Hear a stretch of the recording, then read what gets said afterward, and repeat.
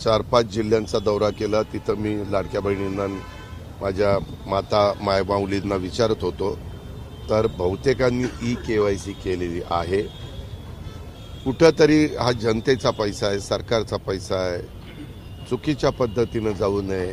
जो लाभार्थ्याला द्यायचा तो त्याच्या अकाउंटला जावा, म्हणून ह्या सगळ्या गोष्टीचा वापर करून आता मागे देखील आपण ज्यावेळेस एखाद्या योजनेत पैसे देत होतो त्यावेळेस ते त्यांच्या हातामध्ये आपण द्यायचो, पण नंतर माहिती घेतली तर त्याच्यामध्ये काही लाख नावं कमी झाली, काही जण मयत असतात परंतु त्यांची नावं काढलेली नसतात।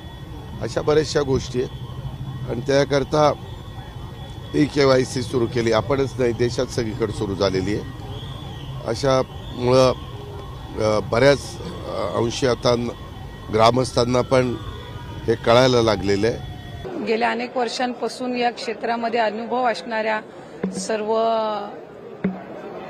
मान्यवर लोकांचं त्याला मार्गदर्शन मिळालेलं आहे निवडणुकीच्या कालावधीमध्ये।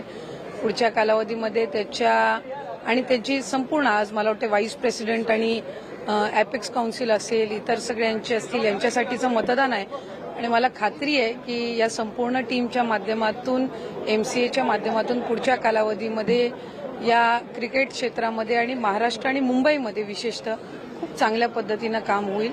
गेल्या 1-1.5 वर्षाच्या कालावधीमध्ये सुद्धा किंवा त्याच्या आधी सुद्धा काळेजी ज्या वेळेला होते त्यावेळेला सुद्धा अतिशय चांगले निर्णय MCAच्या माध्यमातून घेण्यात आले आणि पुढच्या कालावधीमध्ये सुद्धा राज्य शासनाच्या, म्हणजे मुख्यमंत्री फडणवीस साहेब असतील, शिंदे साहेब असतील, दादा असतील आणि विशेषतः आदरणीय पवार साहेब असतील, यांच्या मार्गदर्शनाखाली, आशिषजी शेलार आहेत त्यांच्या मार्गदर्शनाखाली एक चांगल्या पद्धतीचं काम MCAचं होईल।